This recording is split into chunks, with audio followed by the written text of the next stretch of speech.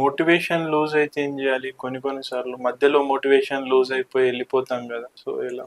ఇది long preparation, 2 to 3 years preparation కాబట్టి చాలా సందర్భాల్లో మోటివేషన్ లూజ్ అయ్యే ప్రమాదం ఉంటుంది. జస్ట్ ఒక మరీ ఎక్కువ డివియేషన్ కాకుండా ఇక్కడ కూడా మీకు హెల్ప్ చేసేది మీ mentor, because mentor is suppose to be psychologist also for you. So a institute లో అయితే మీరు చేరారో ఆ ఇన్స్టిట్యూట్ లోని ఫ్యాకల్టీ తోటి అక్కడ మీరు డిస్కస్ చేస్తూ you should make the best friend for you in your civil services preparation is your faculty, your mentor.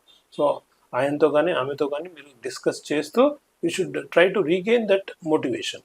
Motivation అనేది చాలా ఇంపార్టెంట్, ఎందుకంటే మోటివేషన్ లేకపోతే మనసు లేని చోట. ఇప్పుడు ఏదైనా సరే మనం ఇష్టంగా చదవాలి తప్ప కష్టంగా చదవకూడదు. ఇష్టంగా చదవాలి అంటే మోటివేషన్ అనేది చాలా ముఖ్యం. సో ఎప్పుడైనా సరే అది వచ్చే ప్రమాదం ఉంటుంది, ఎందుకంటే 2-3 ఏళ్ళ ప్రిపరేషన్ టైం కాబట్టి. వచ్చినప్పుడు వెంటనే you try to discuss with your close friends or you discuss with your faculty or mentor whoever is available for you and try to get over the period. అది భయపడాల్సింది కాదు, ప్రతి ఒక్కరికి వస్తుంది, but you should try to overcome.